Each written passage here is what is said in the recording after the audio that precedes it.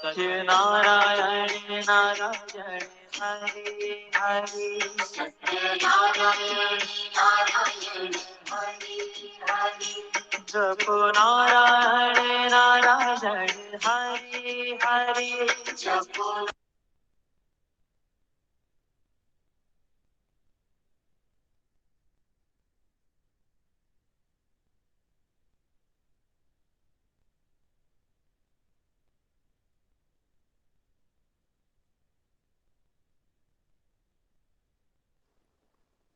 प्रणाम। सर प्रणाम।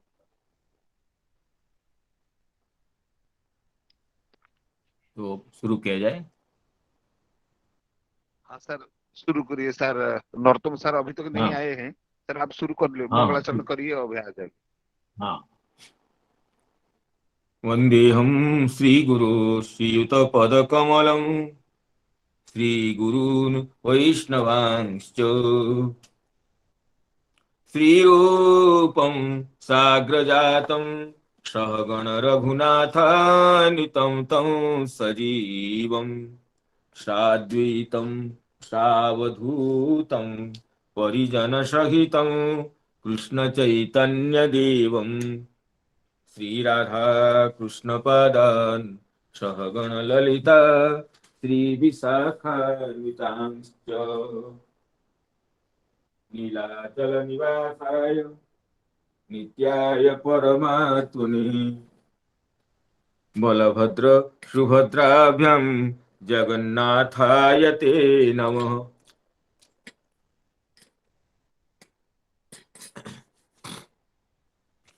अजानुलम्बितभुजो कनकावदातो संकीर्तनैकपितरो कमलायताख्यो विश्वम्भरो द्विजवरो युगधर्मपालो वंदे जगत्प्रियकरो करुणावतारो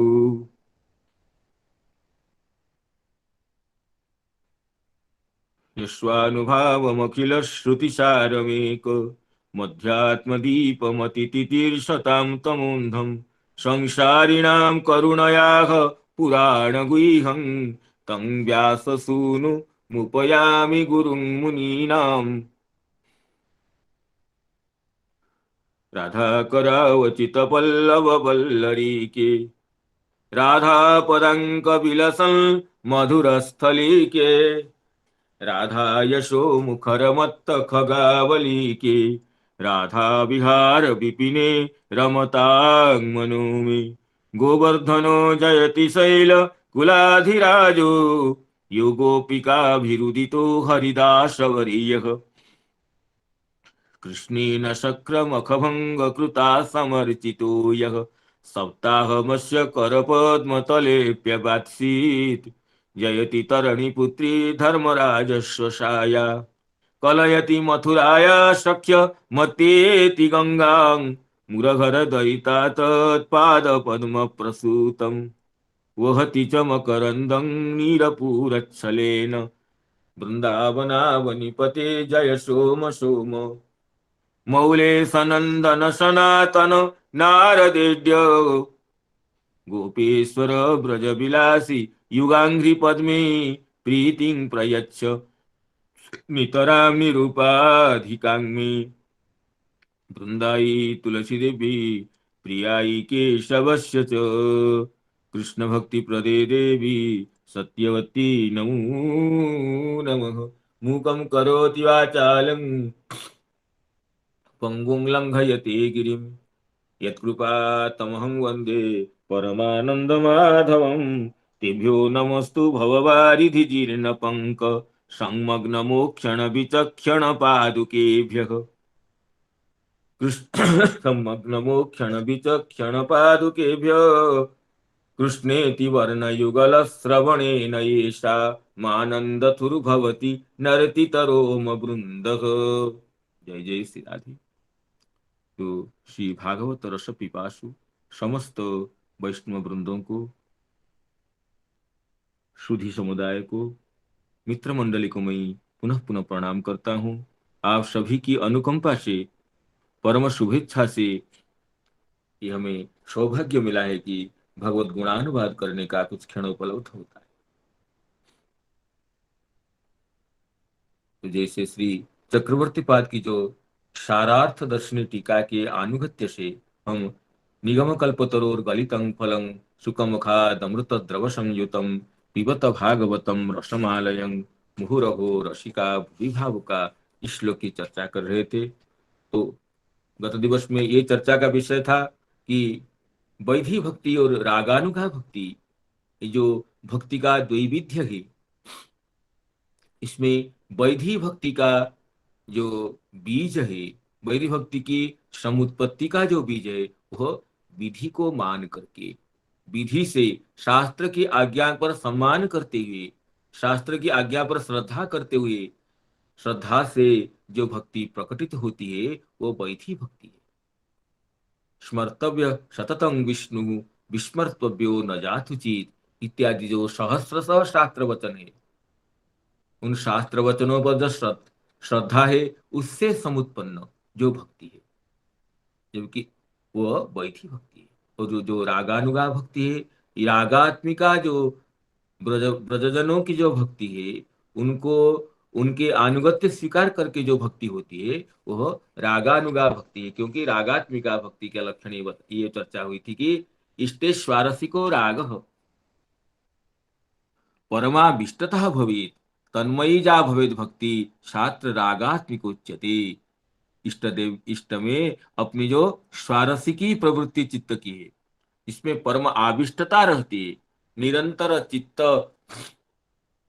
बांग और मनः काय जिसमें आविष्ट रहते हैं, इस तरह परम आविष्टता, परम लोभ वह रागात्मिका है, जो ब्रजवासी जनों में नित्य रहती है। विराजन्ति अभिव्यक्तम ब्रजवासी जनादिषु रागात्मिकांग अनुसृत्य याशा रागानुगा उच्यते। रागात्मिकांग अनुसृत्य याशा रागानुगा उच्यते। तो ब्रजवासी जनों में, ब्रज के सखाओं में, माता पिताओं में और नित्य कांताओं में ये भाव, जो परम आविष्टता, श्री कृष्ण सेवी का मुख्यता, श्री कृष्ण के सौंदर्य माधुर्य को आस्वादन करने की जो गाढ़ तृष्णा, वो ब्रजजनों में वो स्पष्ट रूप से पाई जाती है। इसमें गोपियों की, भगवती वृषभानुनंदिनी श्री राधिका जी की जो लोक का स्वरूप, उसके बारे में चर्चा की गई थी।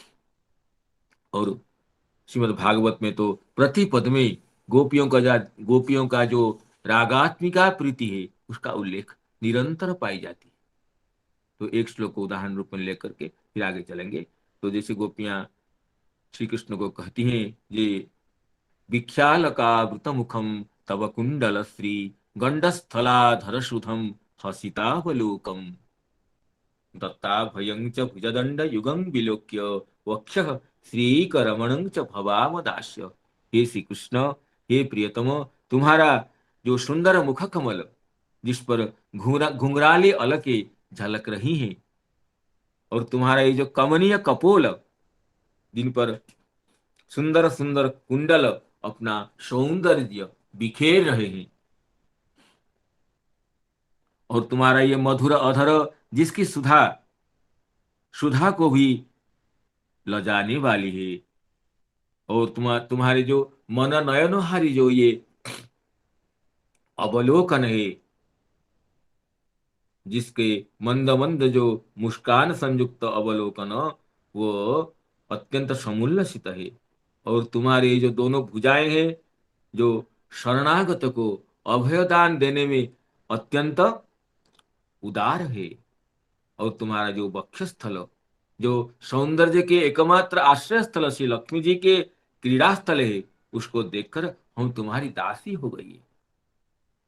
वक्ष श्री रमणं च भवाम दास्य। आपके सौंदर्य, जो विलक्षण सौंदर्य, उसको अवलोकन करके हम दासी हो गई। तो इसमें गोपियों की जो रागात्मिका भक्ति, परम जो आविष्टता, जो अत्यंत लोभ, उसका स्पष्ट वर्णन है। विख्यालकावृत मुखम तव कुंडल श्री गंडस्थलाधर सुधम हसितावलोकम दत्ताभयं च भुजदण्डयुगं विलोक्य वक्ष्य श्रीकरमणं च भवामदास्यः वक्ष्य श्रीकरमणं च भवाम दास्यः।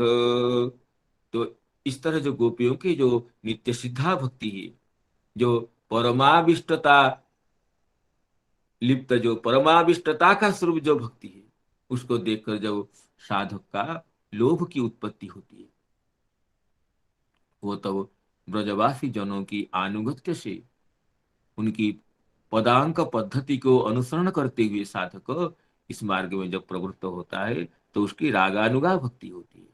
रागम नाम ब्रजवासी जनानां जह नित्य सिद्ध राग तम अनुगता इति रागानुगा।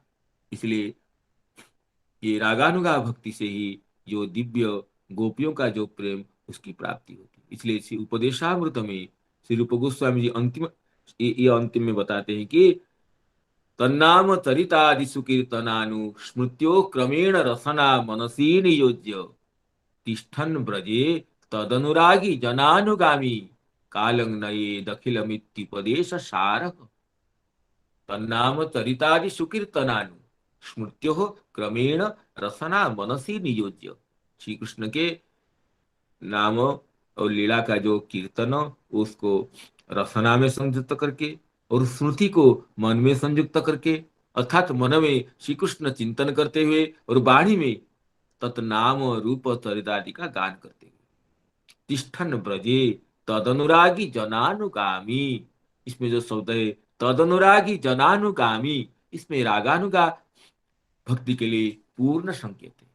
ब्रज ब्रज में जो तदनुगत जे तदनुरागी जन है, उनके अनुगामी होकर तिष्ठन ब्रजे तदनुरागी जनानुगामी, अनुरागी जनों का अनुगत होकर के, उनके अनुगत्य को स्वीकार करके काल का अतिवाहित करना चाहिए, कालक्षेपण करना चाहिए, ये उपदेश सार। इस तरह ये रागात्मिका भक्ति और रागानुगा भक्ति, तो इसमें जो निगम कल्पतरु गलितं फलं सुखमुखाद अमृत द्रव संयुतं पिबत भागवतम रसम आलयम, इसमें श्री चक्रवर्ती पाद ये कर रहे हैं, इसमें रागानुगा भक्ति के लिए संकेत है, जो कि जैसे गोपियों के जो प्रीति है उसी के लिए इसमें संकेत है। रागानुगा भक्ति के द्वारा जो गोपियों से दिव्य आस्वाद्य मानव श्री कृष्ण रस का आस्वादन करना चाहिए, ये संकेत, ये चर्चा हुई थी। तो इसमें ये करें यतः निगमोपि तल्लोभादेव, हाँ, अतः श्री कृष्ण से रसम आलयं लयः श्लेषः आलिंगनं इति यावत् तं अभिव्याप्य जो द्रवः मनोनयन द्रौत्यं तत्संयुक्तं यथा स्यात् तथा पिबत इति अधरपानं सूचितम् इदमेव निगमकल्पतरुर्गलितं फलं परिपक्वं फलमिति। फलतः गोपी जनानुगतिमयी रागानुगाख्या भक्ति आदिष्टा, यतः निगमोपि तल्लोभादेव बृहद वामन दृष्टां तादृशीं भक्तिं विधाय ब्रजभूमौ उत्पद्य शतसहस्रसो गोप्यो भूत्वा तदधरामृतरसं पपो इति वेदस्तुतो दृष्टमिति अतिरहस्यो अर्थ। आगे श्री चक्रवर्ती पाद अत्यंत रहस्य कथा को उपस्थापन कर रहे हैं कि श्रीमद् भागवत भागवत रस निगम कल्पतरु का गलित फल, इसमें क्या ज्यादा प्रमाण देंगे कि स्वयं वेद जो श्रुति रूपा है, श्रुतियां ये गोपी होकर के ब्रज में जन्म ली थी। ये श्रुति स्तव में 10वें स्कंद के उत्तरार्ध में जो वेद स्तुति है, उसमें इस सिद्धांत का स्वतः सिद्ध अतः सुस्पष्ट उल्लेख है। तो श्रुति रूपा गोपियां, ये गोपी देह श्रुतियां, श्रुतिगण भी ये भगवान को प्रार्थना करके साधना के द्वारा श्रुतिगण भी गोपी देह प्राप्त करके भगवान को प्राप्त की थी, ये प्रमाण दे रहे हैं। तो इसके श्रुति रूपा जो गोपियों को समझने के लिए पहले हम जो गोपियों का जो भेद है उसको पहले उपक्रम से थोड़ी सी आलोचना करते हैं। श्री उज्ज्वल नीलमणि ग्रंथ में श्री रूप गोस्वामी पाद गोपियों का जो भेद है, 3 तरह के भेद दिए हैं। ये पहले सिद्धा और देवी रूपा, और तीसरा है कि श्रुति रूपा। नहीं, ठीक नहीं कहा, मैं एक बार कहता हूं दोबारा। एक साधन सिद्धा, देवी रूपा और नित्य सिद्धा। इस तरह गोपियों का तीन भेद। तास्तिहा साधन परा देव्यो, साधन परा देव्य नित्य प्रियास्तथा। साधन सिद्धा, देवी रूपा और नित्य प्रिया, नित्य सिद्धा, इस तरह गोपियों का त्रैविध्य बताएंगे। साधन सिद्धा, साधन परा जो, उसका भी दो भेद है, यौथिकी और अयौथिकी। जो यूथगत होकर के अपने गण के साथ साधन करके सिद्ध हुई है वो यौथिकी है।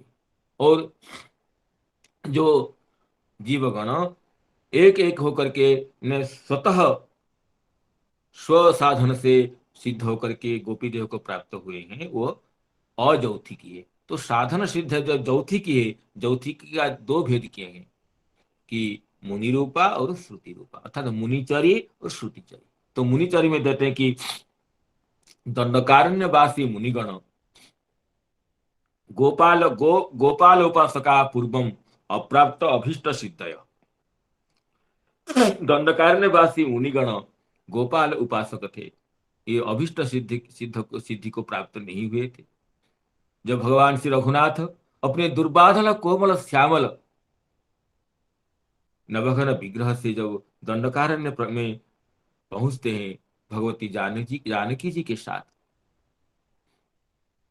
तो चिरात उद्बुद्ध बुद्धय राम सौंदर्य वीक्षया, भगवान श्री रघुनंदन के सौंदर्य को दर्शन करके श्री ये जो दंडकारण्यवासी मुनिगण अत्यंत लुब्ध हो गए थे। और मुनयस्तन निजाभीष्ट सिद्धि संपादने रता लब्ध भावा ब्रजे गोप्यो जाता पाद्म इति रीतम। पद्म पुराण में ये वचन है कि वो मुनिगण रघुनाथ जी के दुर्बादल कोमल श्यामल शरीर को अवलोकन करके लब्ध भाव होकर के ये प्रार्थना की थी कि हम भी कांता भाव से आपकी सेवा करें। वही जो मुनिगण बाद में गोपी होकर के ब्रज में जन्म ग्रहण करते हैं, वो मुनिचरी गोपी है। ये पद्म पुराण का वचन है। ये वचन पद्म पुराण का उत्तरखंड में है। पुरा महर्षय सर्वे दंडकारण्यवासिनः दृष्ट्वा रामम हरिम तत्र भोक्तुमैच्छन् सुविग्रहम् ते सर्वे स्त्रीत्वमापन्नाः समुद्भूताश्च गोकुले हरिं संप्राप्य कांतेन ततो मुक्ता भवार्णवात्। ये मुनिचरी गोपियों का वर्णन है। जो गोपियों का त्रैविध्य हुआ, पहले साधन सिद्धा, फिर देवी रूपा और नित्य सिद्धा। तो साधन सिद्धा के जो दो भेद है, यौथिकी अयौथिकी, वो यौथिकी में फिर दो भेद है, मुनिचरी श्रुतिचरी। मुनिचरी का अर्थ है जो पहले मुनि थे दंडकारण्य में,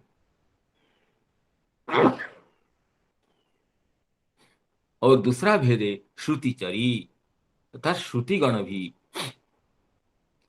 गोपियों के प्रेम को देख करके तल्लुब्ध चित्ता होकर के साधन के द्वारा गोपी देव को प्राप्त हुई थी। इसी को वर्णन कर रहे हैं श्री चक्रवर्ती पाद कि यतो निगमोपि तल्लोभादेव बृहद वामन दृष्टाम तादृशिं भक्तिं विधाय। निगम भी लुब्ध होकर के ये गोपियों के अनुगत्य से रागानुगा भक्ति में तत्पर होकर के श्री कृष्ण को प्राप्त हुई थी श्रुतिगण भी। ये बृहद वामन पुराण में इसका स्पष्ट वर्णन है। और श्रीमद् भागवत में तो श्रुति स्तुति में वेदस्तव में ये उल्लेख है। ये वेदस्तव का जो दिव्य पद्य है उसका उच्चारण करते हैं और श्रीधर स्वामी जी की टीका या चक्रवर्ती पाद की टीका के आधार पर उसकी चर्चा करते हैं। ये कहते हैं जो चक्रवर्ती जो निगम श्लोक जो है जिसमें श्रुतिगण गोपी देह प्राप्त करके भगवान को प्राप्त होते हैं, ये जो दिव्य पद्य श्रुति स्तव में है, निभृत मरुन मनोख्य दृढ़ योग युजो, निभृत मरुन मनोख्य दृढ़ योग युजो, हृदि जन्मुनय उपासते तदरयोऽपि यजुस्मरणात् तदरयोऽपि यजुस्मरणात् निभृतमरुन्मनोऽख्य दृढयोगयुयो हृदि मुनय उपासते तदरयोऽपि यजुस्मरणात् तदरयोऽपि यजुस्मरणात् स्त्रिय उरगेन्द्र भोग भुजदण्ड विषक्त धियो स्त्रिय उरगेन्द्र भोग भुजदण्ड विषक्त धियो वयमपि ते समा समदृशोऽङ्घ्रि सरोज सुधा वयमपि ते समा समदृशोऽङ्घ्रि सरोज सुधा। ये श्रुति स्तव श्रुति आंख देखिए कह रही है निभृन मनोख्य दृढ़ योग युज।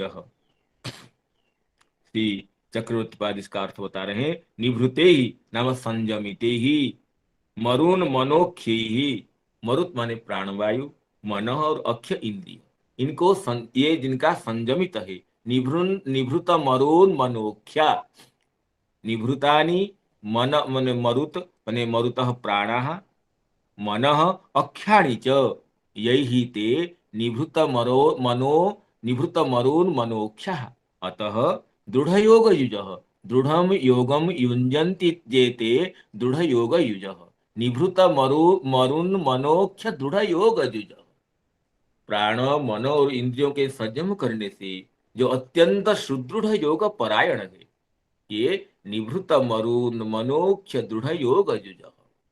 निभृतानि मरुतः मनः अख्यानि च प्राण का संयम करने से जिनका मन संयम हो गया और मन संयम होने से जिनकी समस्त इंद्रियां संयमित हो गई है ये अतः दृढ़ योग का जो अभ्यास कर रहे हैं ऐसे मुनिगण जत उपासते जत नाम जत तत्वम उपासते निभृत मरुन् मनोख्य दृढ़ योग युजो निभृत मरुन् मनोख्य दृढ़ योग युतो युजो निभृतानि नाम संयमितानि मरुत प्राणः प्राणः मरुतः प्राणः मनः अख्यानि च जैहि ते तादृशाः जे दृढ़ योग युजः दृढ़ं यथा स्यात् तथा योगम जुञ्जन्ति जेते। इसी तरह योगी गण किं कुर्वन्ति जत हृदय जत उपासते हृदय में जिस तत्व की उपासना करते हैं तदरयोपि यजुस्मरणात् अरयः अपि तत्स्मरणात् यजु। देखिए जो दुर्लभ तत्व को मुनिगण प्राण मन इंद्रिय को समाधान करके जिस दुर्लभ तत्व की हृदय में उपासना करते हैं प्राप्त नहीं हुए प्राप्त करने की लालसा से हृदय में उपासना करते उपासना निरत है उसी तत्व को अरयोपि यजुस्मरणात् अरिगण कंसादि अरिगण भी श्री कृष्ण अवतार के समय में उसी तत्व को स्मरण से प्राप्त हो गए जजु प्राप्तवन्तः अहो कृष्णावतारस्य तादृशं महत्वम। देखिए चक्रवर्ती इसमें कह रहे हैं मुनयः हृदि परम शुद्धि ब्रह्माकारी भूते जद ब्रह्म स्वरूपम उपासते तद अरयः कृष्णावतार समयगता असुराः अपि अरिभावमयादपि स्मरणात् यजु। श्री कृष्ण अवतार के समय में जो अरिगण थे वो अरिभाव से भी अरिभावमयात स्मरणात् ये आनुकूल्य स्मरण नहीं है आनुकूल्य कृष्णानुस्मरण भक्तिरुत्तमा लेकिन ये प्रातिकूल्य स्मरण से भी वो तन्मय चित्त होकर उसी तत्व को जिस तत्व को जोगी गण निभृत मरुन् मनोख्य दृढ़ योग जुजः जोगी गण जिसकी उपासना करते हैं उसी दुर्लभ गोपनीय तत्व को भी अरिगण शत्रुगण भी स्मरण से ही प्राप्त हो गए न दृढ़ योग का अभ्यास के कुछ नहीं किए न प्रीति से भी चिंता किए नहीं है अरयः अपि अरिभाव से भी मैंने प्रतिकूल भाव से भी चिंता करके अरिगण प्राप्त हो गए। देखो अहो कृष्णाकार से महात्म्यम भगवान श्री कृष्ण के जो आकार की जो इतनी महत्ता है इतना महात्म्य है कि अरय अपि यजु अपि मुन, हाँ कहते हैं कृष्णाकारस्य महात्म्यं तादृशा अपि मुनयः अपरिच्छिन्न दृष्टय अपि जद ब्रह्म केवलम उपासिना एव तिष्ठन्ति। अपरिच्छिन्न दृष्टि मुनिगण इस ब्रह्म तत्व को उपासना ही, ब्रह्म तत्व की उपासना ही करते हैं, प्राप्त नहीं हुए हैं, प्राप्त कभी होंगे, लेकिन उसी तत्व को अरय अपि, देखिए अरय के लिए कौमुदी का न्यास दे रहे हैं, परिच्छिन्न दर्शिनः अपि पापात्मत्वात् अशुद्ध चित्ता अपि अरिभावत्वात् कृष्णांग संग माधुर्यस्य अपरोक्षानुभव रहिता अपि।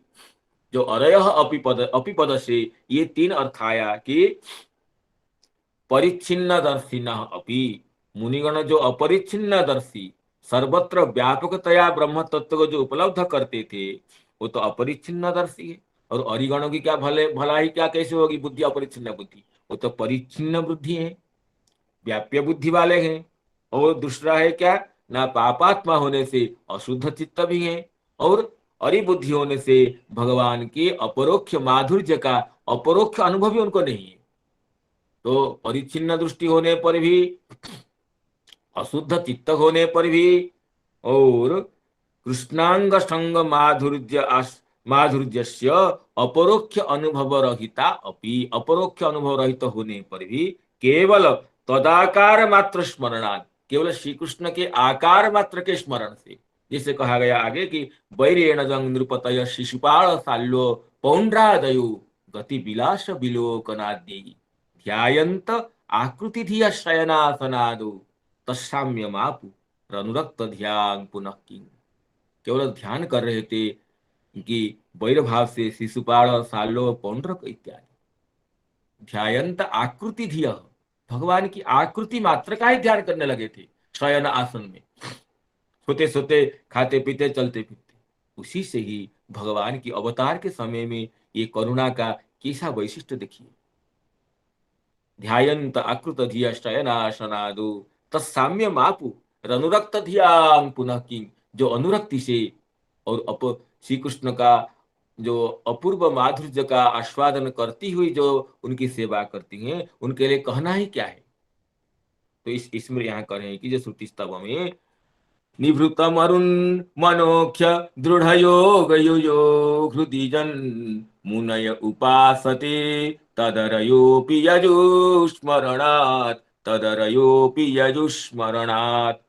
पहले कह रहे हैं इसलिए उस तत्व को परिच्छिन्न दृष्टि वाले और पापात्मा होने से अशुद्ध चित्त वाले और ये प्रातिकूल्य भाव होने से भगवत माधुर्य का अपरोक्ष अनुभूत रहित होने पर भी ये असुरगण प्राप्त हो गए। आगे चक्रवर्ती पाद कर रहे हैं मुनयस्तु न जानीमहे कियता कालेन तत्प्राप्स्यन्ति इति भाव। मुनिगण तो निभृत मरुण मनोख्य दृढ़ योग जुजा है, लेकिन उपासते न तो प्राप्तवंत, कितने काल में प्राप्त करेंगे कोई इसकी प्रामाणिकता नहीं, कोई निश्चित अवधि नहीं है। एवं च तत्शत्रुगण प्राप्तम ब्रह्म रसास्वादं मुनयः जत्नेन प्राप्नुवन्ति इति पूर्वार्धेन उक्त्या। पहले श्री कृष्ण के शत्रुगण प्राप्य तत्व को, शत्रुगण जिस तत्व को अजत्नतः प्राप्त करते हैं, शत्रुगण के द्वारा अजत्नतः अनायास प्राप्त तत्व को मुनिगण भी बड़े जत्न से प्राप्त करते हैं। देखिए श्री कृष्णावतार का कैसा वैशिष्ट्य है। ये पूर्वार्ध में कह करके उस श्लोक के उत्तरार्ध में तन मित्रगण प्राप्त प्रेम रसास्वादं वयम श्रुतयः जत्नेन प्राप्म इत्यादि। और श्री कृष्ण के जो मित्रगण जो आनुकूल्य भाव से श्री कृष्ण की उपासना करते हैं, उसी भाव को हम श्रुतिगण भी वयम अपि हम जत्न करके प्राप्त हुए। देखिए जो शत्रुगण अजत्नता प्राप्त हो गए हैं, उसी भाव को योगी गण परम जत्न से प्राप्त होते हैं। और श्री कृष्ण की आनुकूल्यतः सेवा में संलग्न गोपीगण जिसकी अनायास आस्वादन करते हैं, उसी तत्व को हम यत्नतः प्राप्त किए, साधना से हम लोगों ने प्राप्त किए, उस तत्व को प्राप्त किए हैं, ये श्रुतिगण बताती है। स्त्रिय उरगेन्द्र भोग भुजदंड विषक्त धियो, स्त्रिय उरगेन्द्र भोग भुजदंड विषक्त धियो वयमपि ते समा समदृशोऽङ्घ्रि सरोजसुधा वयमपि ते समा समदृशोऽङ्घ्रि सरोजसुधा। ये करें स्त्रिय नाम ब्रजदेव्य।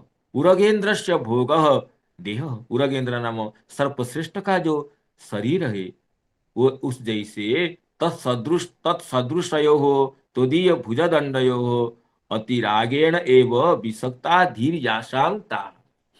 भगवान के भुजदंड को ये श्रेष्ठ सर्प के शरीर के साथ तुलना की गई है। सर्प का जो शरीर जैसे कोमल वर्तुल और अत्यंत स्निग्ध होता है, भगवान का जो भुजदंड ऐसा ही है। उरगेंद्र भोग भुजदंड, उरगेंद्र नाम सर्पश्रेष्ठ के जो भोग शरीर है तत्तुल्य जो भुजदंड है उसी में विषक्त है ना, अत्यंत आसक्त है। धी जिनकी उरगेंद्र भोग भुजदंड विषक्त धिय, कौन ना गोपिका है। उरदम स्त्रिय उरगेंद्र भोग भुजदंड विषक्त धिय ताहा हृदय वक्षस्थले, वो क्योंकि गोपिकाओं की स्वयं उक्ति यते सुजात चरणाम्बुरुहम स्तनेषु इत्यादि श्लोकों में ये बताती गोपियां खुद कहिए कि अंघ्रि सरोज सुधा उपासते सेवन्ते अनुभवन्ति। उस गोपियां जिस आपकी चरण कमल की सुधा का आस्वादन करते हैं उसी सुधा का वयम पीते समाह समदृशोंघ्रि सरोज सुधा, हम लोग भी उसी गोपियों के आस्वादनीय चरण कमल माधुर्य का आस्वादन कर रही है। ऐसे ना समाह समदृश, समा का अर्थ हुआ कि गोप श्रुतियों को भी गोपी देह प्राप्ति हुई। समा शब्द कहे गोपीर श्रुति देह प्राप्ति। श्री चरितामृत में कृष्णदास कविराज गोस्वामी इसी पद्य की व्याख्या करते कह रहे हैं, देखिए जो समाह और समदृश इस शब्द से ये कह रहे हैं समदृश ताहते दृष्टांत उपनिषद श्रुति गण रागमार्गे भजी पाइल ब्रजेंद्र नंदन। इसमें करें समदृश शब्द कहे से भावे अनुगति, समदृश शब्द कहे से भावे अनुगति, समा शब्द कहे श्रुतिर गोपी देह प्राप्ति। समदृश शब्द कहे से भावे अनुगति, समा शब्द कहे गोपीर, समा शब्द कहे श्रुतिर गोपी देह प्राप्ति। अंघ्रि पद्म सुधा कहे कृष्ण संगानंद, अंघ्रि पद्म सुधा कहे कृष्ण संगानंद। विधि मार्गे न पाई ब्रजे कृष्ण चंद्र। तो इसमें जो समा शब्द है और समदृश शब्द है, समा शब्द से कह रहे हैं श्रुतियों को भी जो कि श्री कृष्ण रूप को देख करके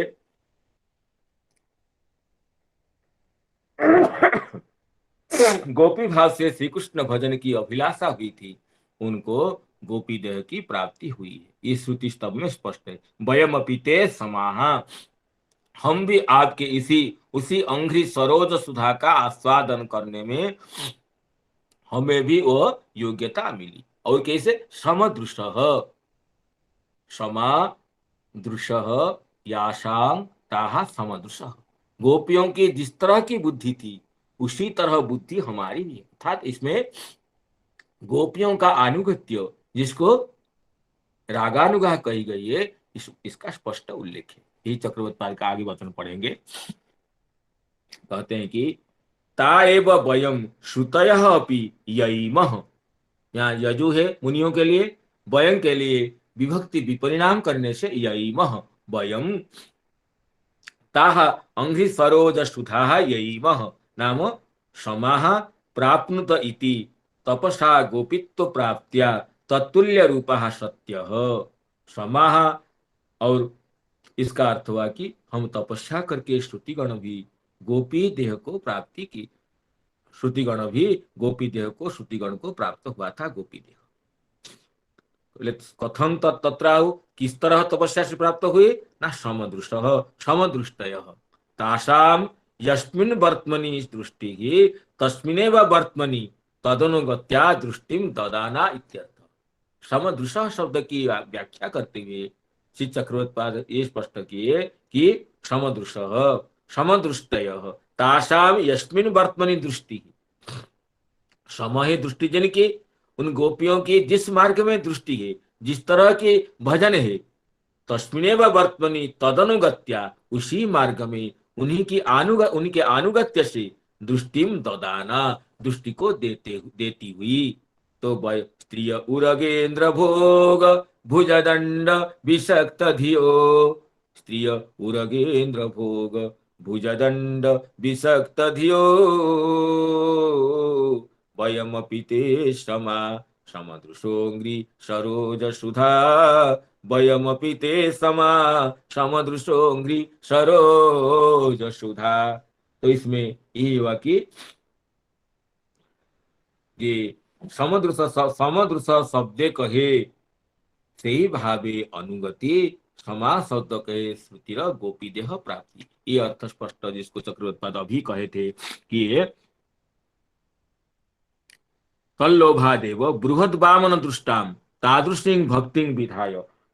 बृहद वामन पुराण में जो देखा गया है उसको इसी श्लोक में श्री चक्रवर्ती पाद बृहद वामन पुराण के श्लोकों का उद्धार करते हैं। देखिए, तत्र अत्र चत्वारः गणा वर्णिता तत्र पूर्वार्धगतो मुनिगण दैत्यगणौ यथा समप्राप्यौ तथैव उत्तरार्धगतो गोपीगण श्रुतिगणौ समप्राप्यौ पृथक पृथक अपि शब्दाभ्याम अवगम्यते। कहते इस श्लोक में, जो श्रुति स्तव के इस श्लोक में पूर्वार्ध में दो गणों की बात बताई गई, मुनिगण जोगीगण और दैत्यगण। उत्तरार्ध में भी दो गणों की बात बताई गई, गोपीगण और श्रुतिगण। इसमें यह सिद्धांत हुआ कि उसमें मुनिगण दैत्यगण, जिस तरह मुनिगणों का जो प्राप्य है वो दैत्यगणों को अनायास मिल गया, और इस तरह उत्तरार्ध में भी गोपीगण और श्रुतिगण दोनों का समप्राप्य बताया गया। पृथक अपि शब्दाभ्याम अवगम्यते वयमपि ते समा समदृशोऽङ्घ्रि सरोज सुधा। तो मुनिगणों का जो दुर्लभ रूप से प्राप्य था, अत्यंत कष्ट साध्यतया, वो तो अरिगणों को अनायास मिल गया, और गोपीगणों को जो अनायास प्राप्त था उसी तत्व को हम श्रुतिगण भी साधना करती हुई, श्रुतिगण भी तपस्या करती हुई, हम श्रुतियां भी उस तत्व को प्राप्त की। ये इस तरह दो दो गणों का पूर्वार्ध और उत्तरार्ध में वर्णना उपलब्ध होती है। इसमें कहते इतिहासश्च अत्र बृहद वामने उत्तर स्थाने खिले। बृहद वामन के उत्तर स्थान में ये श्लोक देखिए, ब्रह्मानंदमयो लोको व्यापी वैकुंठ संगीतः तल्लोकवासी तत्रस्थि स्तुतो वेदे परात्पर। ब्रह्मानंदमय जो वैकुंठ लोक है, उस लोकवासी तत्रस्थि स्तुतो वेदे परात्पर। ब्रह्मानंद स्वरूप वैकुंठ धाम में रहने वाले श्री कृष्ण वेदों के द्वारा स्तुत हुए। क्या स्तुति किए ना, स्थिरा स्तुत्या ततस्तुष्टः परोक्षं प्राहतान गिरा तुष्टोस्मि ब्रूतभो प्रज्ञा वरम जन मनसे स्थितम। उनकी स्तुति से जब श्री वैकुंठवासी भगवान प्रसन्न होकर ये कहे कि मैं संतुष्ट हो गया हूँ, आप वर मांगिए, तब श्रुतयः ऊचु यथा तुल्लोकवासिनो काम तत्वेन गोपिका भजन्ति रमणं मत्वा चिकीर्षा अजनी नस्तथा। हे नाथ, आपके लोक में रहने वाली ये गोपियां जिस तरह अत्यंत आपके माधुर्य रस का मधुमय स्वरूप का आस्वादन करने के लिए कामिनी होकर के, अत्यंत प्रेममयी रसिका होकर के आपकी उपासना करती हैं गोपियां, उसी भाव से उसी स्वरूप से हमें आपको प्राप्त करने की लालसा है। ये श्रुतियों का वचन है बृहद वामन पुराण में। यथा तुल्लोक वासिन्यः कामतत्वेन गोपिका भजन्ति रमणं मत्वा चिकीर्षा अजनिनस्तथा। तब भगवान कहते हैं दुर्लभो दुर्घटश्चैव जुष्माकांक्ष मनोरथ। आप सभी का जो मनोरथ ये दुर्लभ है और दुर्घट है, मयानुमोदित सम्यक सत्यो भवितुम अर्हति। फिर भी दुर्लभ होने पर भी मैं प्रसन्न हूं आप सभी के ऊपर, मैं उसका अनुमोदन करता हूं, तो ये सत्य होगा। आगामिनी विरंचौतु जाते सृष्ट्यर्थ मुद्यते कल्पं सारस्वतं प्राप्य ब्रजे गोप्यो भविष्य। जब आगामी कल्प में मैं अवतार लूंगा तब आप सभी श्रुतियां ब्रज में गोपी होकर के जन्म ग्रहण करेगी। पृथिव्यां भारते क्षेत्रे माथुरे मंडले वृंदावने भविष्यामि प्रेयान वो रास मंडले। पृथ्वी में भारतवर्ष में वहां भी मथुरा मंडल में ब्रजभूमि में मैं जब प्रकट होऊंगा वृंदावन में, तब आप सभी गोपियां रास मंडल में मुझे प्राप्त करो गोपी होकर के। जार धर्मेण सुस्नेहं सुदृढ़ं सर्वतोधिकं मयि संप्राप्य सर्वेपि कृतकृत्या भविष्यथ। अत्यंत कामिनी भाव से मुझे प्राप्त करके आप सभी श्रुतियां कृतकृत्य हो जाएंगी।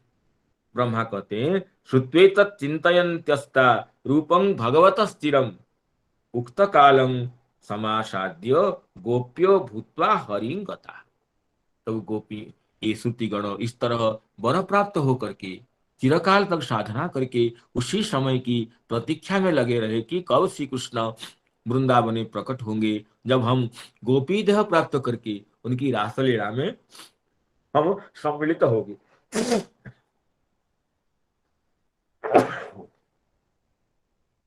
तो इस तरह ये जो बृहद पुराण की कथा है, इस कथा के आधार पर ये श्रुतियों की गोपी का आनुगत्य से जो गोपी देह की प्राप्ति की कथा का उल्लेख है, ये रागात्मिका भक्ति के आनुगत्य से जो रागानुगा भक्ति की जाती है, उस रागानुगा भक्ति से अलौकिक श्री कृष्ण माधुर्य का जो आस्वादन, उसकी प्रामाणिकता सिद्ध होती है। तो श्रुति स्तव को एक बार पुनः पढ़ते हैं। निभृत मरून मनोख्य दृढ़ योग युजो हृदि जन मुनय उपासते तदरयोपि यजुस्मरणात् मुनय उपासते तदरयोपि यजुस्मरणात् स्त्रिय उरगेन्द्र भोग भुजदंड विषक्त धियो स्त्रिय उरगेन्द्र भोग भुजदंड विषक्त धियो वयमपि ते समा समदृशोऽङ्घ्रि सरोज सुधा वयमपि ते समा समदृशोऽङ्घ्रि सरोज सुधा समदृशोऽङ्घ्रि सरोज सुधा। तो इसी तरह जो गोपियों का द्वैविध्य था, साधन सिद्धा गोपियों का जो द्वैविध्य मुनिचरी और श्रुतिचरी, तो मुनिचरी जो दंडकारण्यवासी मुनिगण रघुनाथ जी के अलौकिक सौंदर्य संदर्शन के जो गोपियां हुई थी, वो मुनिचरी गोपियां हैं।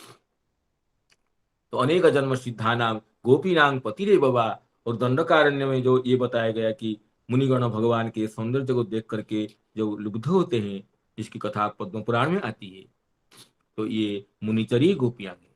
और श्रुतिचरी गोपियों का वर्णन ये बृहद वामन पुराण में वर्णित उपलब्ध है। ये साधन सिद्धा गोपियां है, मुनि रूपा, श्रुति रूपा या मुनिचरी और श्रुतिचरी कहते हैं। और दूसरे हैं देवी रूपा, जो विभिन्न भगवान के मनवंतर अवतार है भगवान के, वामन अवतार कहिए, वैकुंठ अवतार कहिए, विभुरूप अवतार कहिए, इत्यादि प्रत्येक मनवंतर में भगवान विभिन्न रूप में अवतार लेते हैं। उन अवतार में जो भगवान की नित्य कांता है, उन नित्य कांताएं भी भगवान की लीला में ये भगवान की जो नित्य प्रिया गोपियां हैं, उनके सहचरी होकर के प्रकट हुई थी, ये देवी रूपा गोपियां हैं। इस तरह दूसरा भेद हुआ। तीसरा भेद है कि नित्य सिद्धा गोपियां, उसमें श्री राधिका जी, चंद्रावली जी और उन दोनों के सखियां ललिता, विशाखा जी, चित्रा, चंपक मल्लिका, तुंग विद्या, इंदुलेखा, रंगदेवी, सुदेवी, धनिष्ठा इत्यादि जो गोपियां हैं, ये नित्य सिद्धा गोपियां हैं। न ये साधन सिद्धा है, न देवी रूपा है। नित्य गोलोक में भगवान के साथ ये नित्य विराजमान है। इस तरह जो गोपियों का जो त्रैविध्य है उसको न समझने से हमें कभी भ्रांति मिल हमें आ जाती है। तो इस तरह ये जो नित्य सिद्धा गोपियां ये नित्य भगवान के साथ विराजित रहती है। जिस समय भगवान अवतार लेते हैं साथ ही नित्य सिद्धा गोपियां भी प्रकटित होती है। ये न किसी साधन से ये गोपी देह को प्राप्त हुई, लेकिन और जो देवी रूपा गोपियां हैं जो भगवान के नित्य विभिन्न नित्य कांताएं हैं, विभिन्न मनवंतर अवतार की जो शक्तियां हैं ये भी भगवान की जो नित्य प्रेयसियों की सेवा के लिए ये अंश से प्रकटित होती है वृंदावन में। ये देवी रूपा गोपियां हैं। और पहले बताए थे कि साधन सिद्धा गोपियां, ये साधन सिद्धा गोपियों का द्वैविध्य है, मुनिचरी और श्रुतिचरी। दंडकारण्यवासी मुनिगण जो गोपी देह प्राप्त हुए वो उनको मुनिचरी गोपी, और श्रुतिचरी जो श्रुति बृहद वामन पुराण के अनुसार जो श्रुतियां भी भगवान के दिव्य सौंदर्य से आकृष्ट होकर के इस रूप की प्राप्ति की प्रार्थना की थी, ये श्रुतिचरी गोपियां हैं। तो इसलिए श्री चक्रवर्ती पाद इसमें इसी विषय को ये उपस्थापित किए हैं कि तल्लोभादेव बृहद वामन दृष्टाम तादृशीं भक्तिं विधाय ब्रजभूमो उत्पद्य शतसहस्रशः गोप्यो भूत्वा। ये श्रुतियां एक दो नहीं, लाखों संख्या में करोड़ों संख्या में ये श्रुतिचरी गोपियां हैं। ब्रजभूमो उत्पद्य शतसहस्रशः गोप्यो भूत्वा तदधरामृतं पपु इति वेदस्तुतो तमे उक्तमेव मंतव्यम। वेदस्तुतो दृष्टमिति अति रहस्यो अर्थ। वेदस्तुति में इस श्लोक में जो वयमपिते समाह समदृशोंग्रि सरोज सुधा, इसमें इस प्रामाणिक वचन में ये श्रुतियों की गोपी देह प्राप्ति और वो भी गोपिका अनुगत्य में प्राप्ति ये सुस्पष्टतः वर्णित है।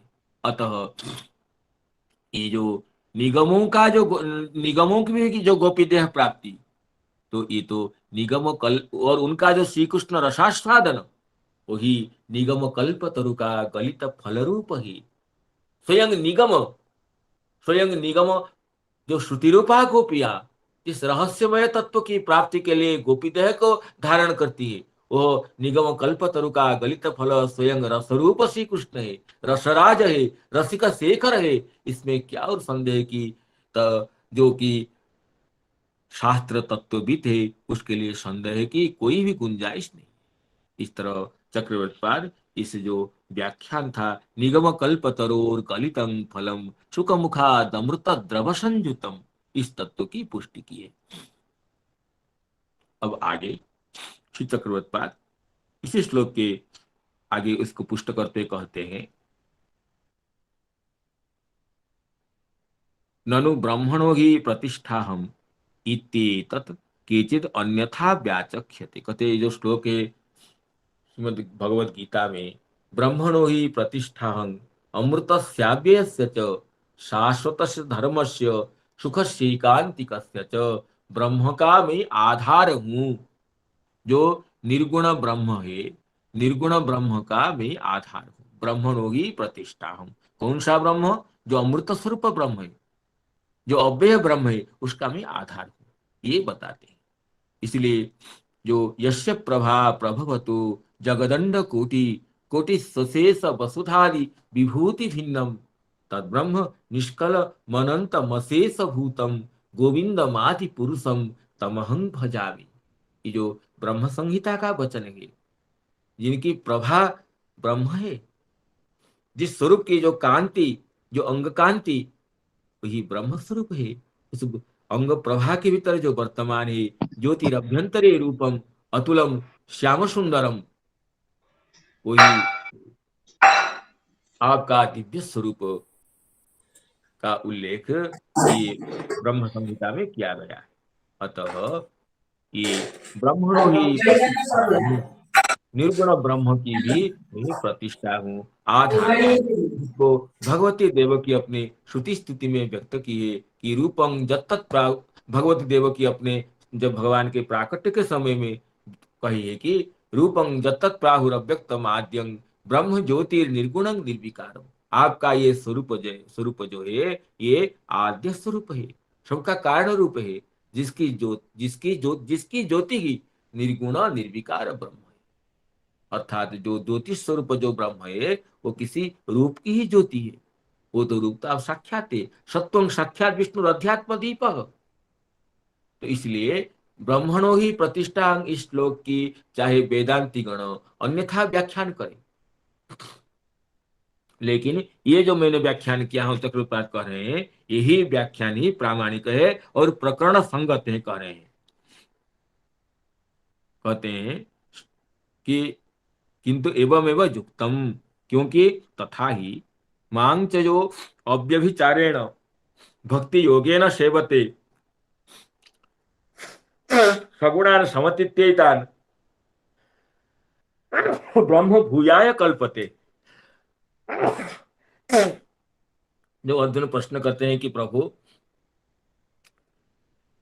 तीन गुणान कथम अतिवर्तते, साधक इन तीनों गुणों को किस तरह अतिक्रम करता है।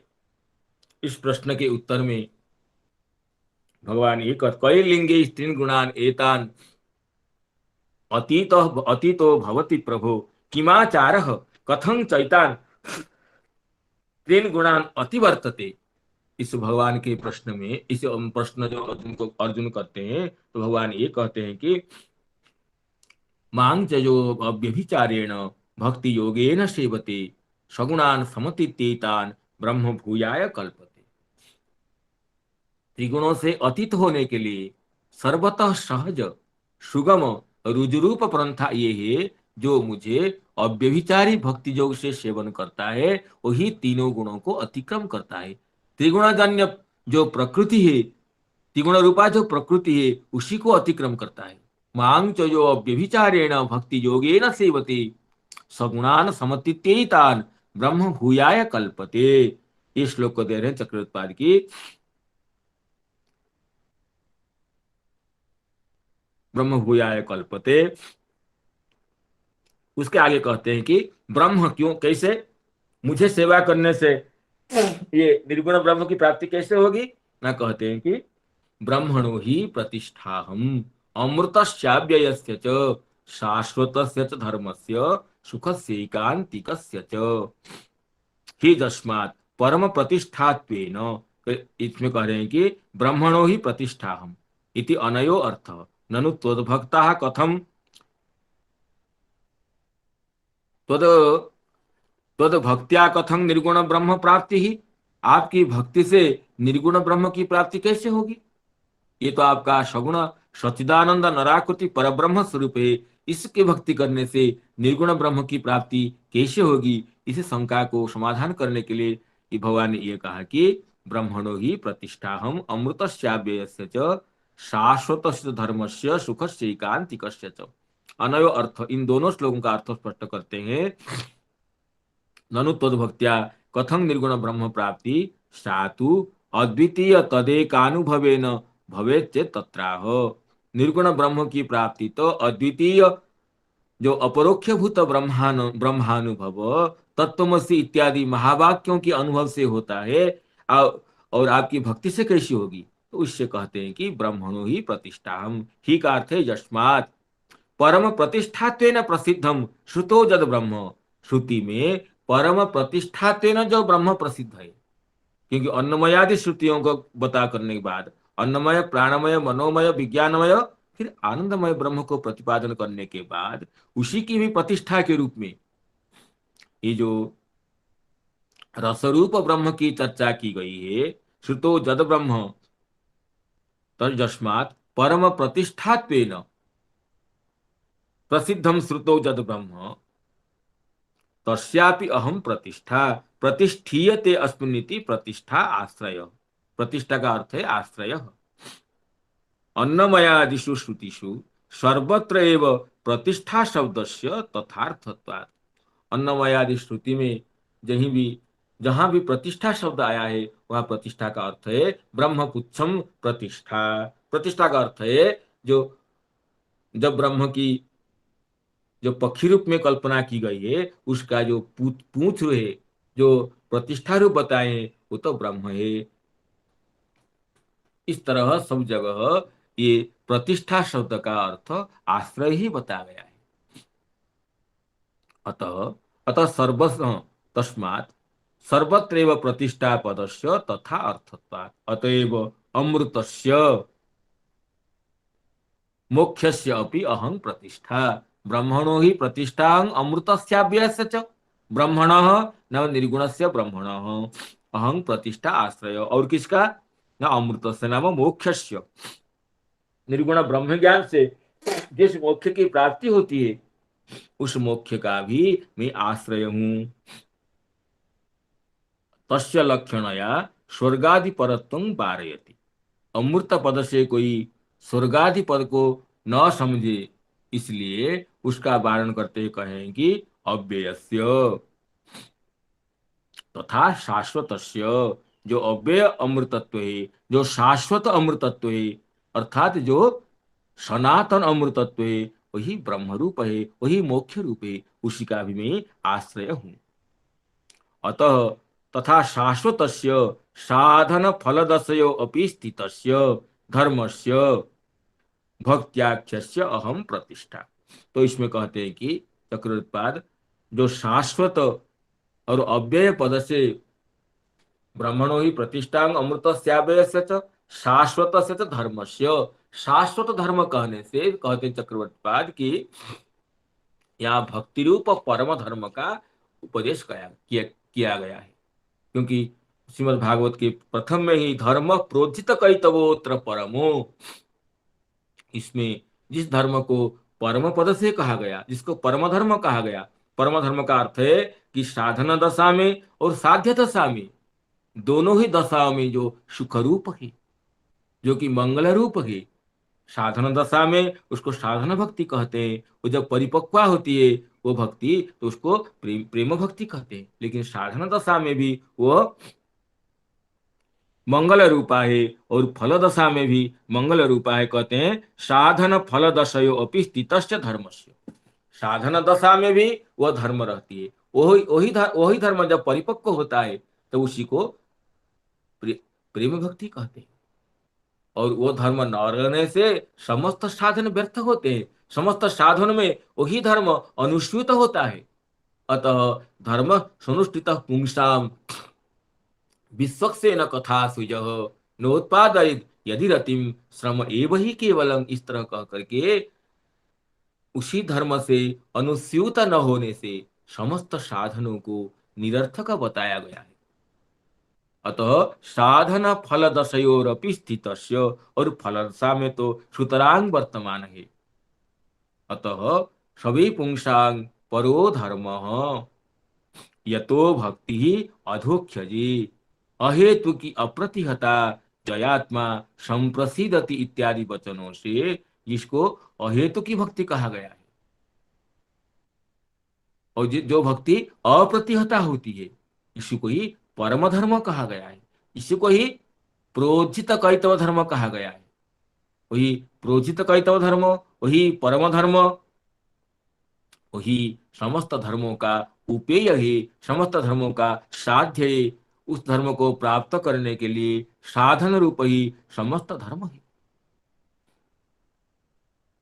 अतः कहते हैं यहाँ पर शाश्वत धर्मस्य, इसका अर्थ है जो शाश्वत धर्म है, अर्थात साधन दशा में भी जो रहता है और साध्य दशा में भी वही धर्म रहता है। अर्थात जो भक्ति किसी दशा में भी त्याज्य नहीं होती है, वही भक्ति साधन दशा में साधन रूपा होती है और फल दशा में प्रेम रूपा होती है। और अतः ब्रह्मणो ही प्रतिष्ठां अमृतस्याव्ययस्य च शाश्वतस्य धर्मस्य सुखस्यैकान्तिकस्य च, इसमें शाश्वतस्य धर्मस्य कहने से भक्ति रूप परम धर्म ही विवक्षित है।